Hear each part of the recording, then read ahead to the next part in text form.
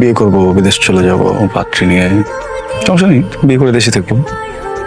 কিন্তু আমার কাছে আসো, আবার কোন বিদেশে যাবে তুমি? হ্যাঁ, তুমি স্বপনে আসবো গোপনে, টুপ করে এই নয়ন দিয়ে তোমার মনে।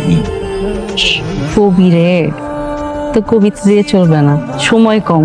আমি আমার বান্ধবীর বোরখা ধার করে পড়ে আসছি, কেউ যদি টের পায় খবর আছে। কি হবে টের পেলে?